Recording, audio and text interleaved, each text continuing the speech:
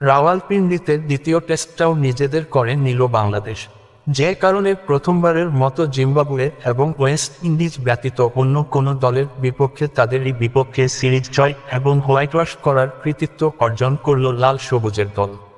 পঞ্চম দিনের প্রথম সেশন পর্যন্ত চালকের আসনেই ছিল বাংলাদেশ। লাঞ্চ বিরতির পর শান্ত এবং মুমিনুলের উইকেট হারালেও শেষমেশ মুশফিকুর রহিম এবং সাকিব আল হাসানের ৩২ রানের জুটির উপর ভিত্তি করে ৬ উইকেট হাতে রেখে জয়ের বন্দরে পৌঁছে যায় টিম টাইগার্স।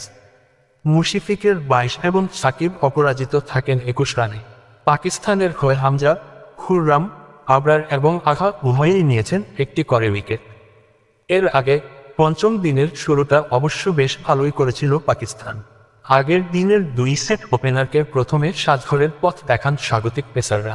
দলীয় ৫৮ রানের টাইগার ব্যাটার জাকির হাসানকে একটি চমৎকার ইনসুইং বলের মাধ্যমে আউট করেন বাঁহাতি পেসার মীর হামজা। আউট হওয়ার আগে জাকির খেলেন ৪০ রানের ইনিংস।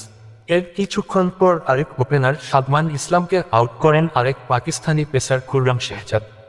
দলীয় ৭০ রানে আউট হন তিনি। এরপর শান্ত আর মুমিনুল মিলে গড়েন ৫৭ রানের জুটি।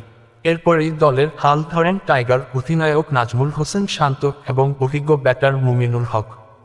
তারা দুইজনে মিলে এখন পর্যন্ত তৃতীয় উইকেট জুটিতে যোগ করেছেন ৫২ রান। শান্ত অপরাজিত আছেন ৩০ রানে এবং মুমিনুল আছেন ২০ রানে।